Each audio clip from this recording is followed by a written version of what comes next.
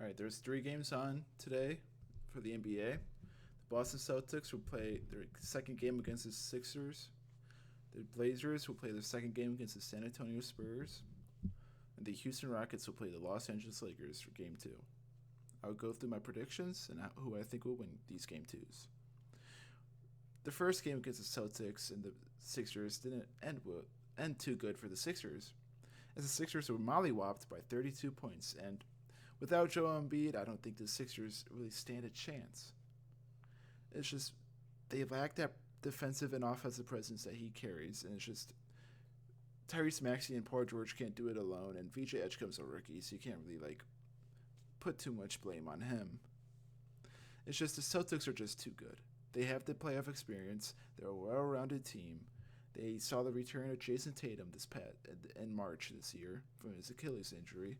Jaylen Brown was playing at a MVP level. He was not one of the candidates, but he's playing like an MVP, and he continued that play in Game One as well as Jason Tatum. Jason Tatum had a very all-around game: 25 points, 11 rebounds, and 7 assists with 2 steals.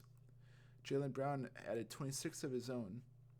And then we saw great play from Sam Hauser, Derek White, and Peyton Pritchard. It's just they can hit you at all angles. They can play some great defense. You have multiple players scoring double-digit points, and their bench is deep, and anyone on that bench can add some valuable minutes. You saw Ron Harper Jr. get 4 minutes of his own, drop 5. You saw Shireman 15 minutes, adding some much-needed minutes. You saw Jordan Wash plays really well in his limited minutes. Nikola Vucevic, he was all right. He had that embarrassing moment when he went up for a dunk and it slipped out of his hand. It kind of looked like an airball dunk. Luka Garza was pretty well in his limited minutes. And then Peyton Pritchard is just, it was all right. He had a bad shooting night, but he still added 6 assists off the bench. Derek White, what more can you say about Derek White? He's just an all-around player. He's great on defense, great on offense. He can play make, he can rebound, he can score. It's just a really good team. I think the Celtics will easily win this, and I think they will easily win this series, barring a return from Joel Embiid. You know, Joel Embiid had appendicitis. That's usually a 4 to 6 week injury, and it was like around 2.5 weeks ago he got hurt. So the Sixers probably will, if realistically, he will return by game 4 or 5 or game 6. But you never know if the series will make it that far because the Celtics team is so good. And I'm pretty sure the Celtics will be the team that comes out of the East come finals time. So yeah, I think the Celtics will easily take game 2 tonight. The second game on tonight's slate is the Blazers versus the Spurs. And what more can you say about the Spurs? You have the youngest defensive player defensive player of the year of all time. He's the first unanimous defensive player of the year. And he's just surrounded by dogs. It's just their whole team is a well-rounded machine.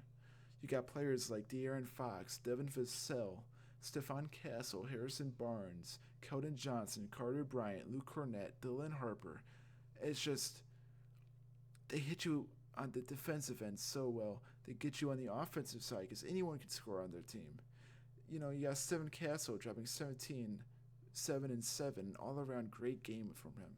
De'Aaron Fox added 17 points with 8 assists. Victor Wembanyama in his playoff debut had 35 points on 5 of 6 from 3. A 7'4" player shooting 5 from 6 from 3? It's just phenomenal. And you see why they won 62 games. They're a well-coached team. They are well-disciplined. And I don't see the Blazers winning this game. I mean, Denny Avdia had a great debut as well. He had 30, 10, and 5. But he can't do it all himself. You know, you see, Scoot Henderson had a great game actually. 18 points, 7-11 shooting with 3 points and 3 assists and 3 rebounds. Not 3 points, 18 points. Drew Holiday added 11 assists and 9 points. And he just shot terrible, 4 for 15. And it's just, man, they really had not a lot of help besides Danny Avdia. And I really see the Spurs winning this series in 5 because I think the Blazers will take one at home. They'll get one win at home, I feel like. But other than that, yeah, I don't think they really stand a chance against the Spurs. The Spurs are my choice to be in the Western Conference Finals, and I think they will play against OKC Thunder. And in that Western Conference Finals, I think that's the actual finals of the year because whoever wins that Western Conference Finals will probably win the finals. And it will be a great matchup. We'll see what happens as the rounds go on. The final game of the slate is the Rockets versus the Lakers.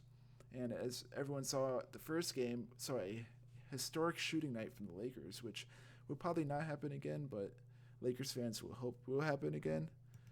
They shot 61% from the field and 53% from the three. The whole team shot 61%. That's unheard of, and it's outstanding. It's like, holy crap. And the Rockets played opposite from that. They only shot 38% from the field and 33% from three. So the Rockets will really hope for an efficient night tonight because that game was just a very piss-poor shooting night. And for tonight's game, Kevin Durant was out game one with a right knee contusion, but he's a game-time decision tonight, and that the Rockets will hopefully have him back to not go down 2-0 that early in the series because that's a really tough lead to come back from. But a lot of teams have done it, so it's just Kevin Durant's efficiency and his underrated skill of playmaking was much needed for this game, and his return can change a lot in this series. For the Lakers, you saw an excellent night as all five starters were in double digits. All five starters shot magnificent from the field, and the only player that did not make a three on the whole starting lineup was, of course, DeAndre Ayton, as he's not a three-point shooter. But Luke Kennard, what more can you say about that game? 9 from 13 from the field, 5 from 5 from 3, 4 or 6 from the free throw, and every time he got the ball, you thought he was going to make that shot because he practically did. He was making some insane shots. He would come off the screen, moving left, bang. It was just an outstanding showcase of shooting.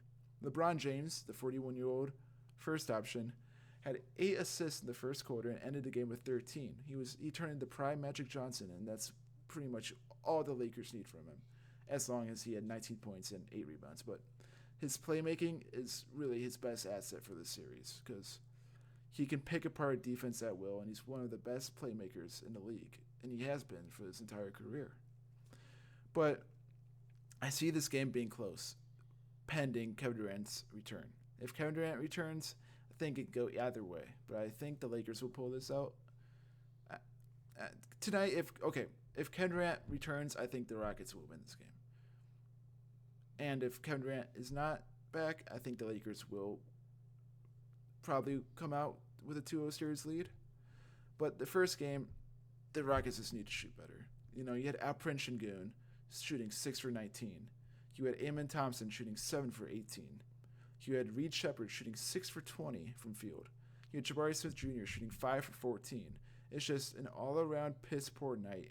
The only player who shot very efficient was Tari Eason, who had 16 and 10 off the bench, was perfect from the field. He was 7 for 7 from field and 2 for 2 from 3 with 3 steals of his own. It's just they need to shoot better. It's all the Rockets need to do. The game was still close, even with how bad they were shooting. Yeah, the Lakers were up 10. They got up 10 with around 2 minutes left, and they closed out the game with a 9-point victory. But if the Rockets shoot at least, let's say, 5% better, I think they have a shot to win this game, even without Kevin Durant. But yeah, barring Kevin Durant's return, I think the Lakers will win this, but it depends on how Kevin Durant will play off injury or if he even plays at all. All right. Thank you, guys. I'll be back with another video shortly, tomorrow or this week, recapping more games and previewing more games. So make sure to hit that like button, hit that subscribe button, and I'll see you later. Have fun watching the games tonight.